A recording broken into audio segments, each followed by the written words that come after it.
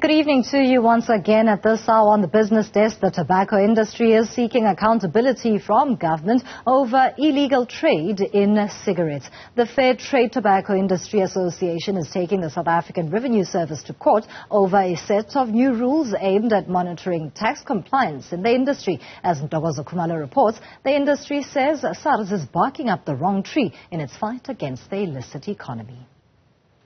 A 15 billion rand tax hole is what the Revenue Service has to try and fill. To do this, it's going after the illicit economy that it says is blowing this potential revenue up in smoke. The South African Revenue Service wants to introduce new rules, which includes installing CCTV cameras in warehouses belonging to tobacco manufacturers to monitor production. But the Fair Trade Tobacco Industry Association says this isn't viable. The information, confidential information of cigarette manufacturers within the Republic of South Africa has, through law enforcement agencies, landed up in the hands of competitors, and we want to guard against that. The association says it's engaged with SARS to find solutions which will help grow the sector instead of choking it. The measures include having tax officials stationed at every cigarette manufacturing plant to track and trace interventions, something that was cancelled without reason. There are also calls for the government to reconsider its approach of consistently raising excess duties during the budget in February. The group says these price increases have implications which are driving the illicit trade.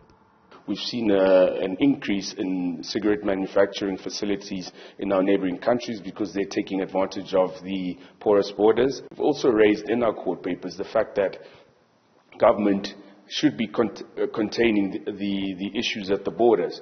There seems to be a lack of will from the South African Revenue Service to deal with issues at our various border posts. Illicit cigarettes are primarily found in the informal markets. Traders say they stock what their customers can afford. A majority abantu ayisebenzi bakhona ukusurvive ngalokho ifake. If bethole bona makhona iplan abangasenzela lona singavuma ukuthi ifake ihambe. He adds that he sells whatever he needs to so that he can put bread on the table. The owner says profit margins are small from selling cheaper products. You ongifakela imali fast. Ngithenga ngo15 rand ngiprofita somarivuma 7 rand. That's why abantu bakhona ukubalekela kulokho ocheap and namnya khona ukusebenza ngawo lokho. One hawker who is also working towards owning a shop says that cigarettes have helped him grow his business. Each and everything original. Afuni mali phake. Yet profit yakona is down. That's why ngama chips ngama shwamshwam ngoba they are one running ayichola yakhona ukueda. The case to interdict the Revenue Service from implementing the new rules will be heard next week, while the application to review and set aside the regulations will be before the courts later this year.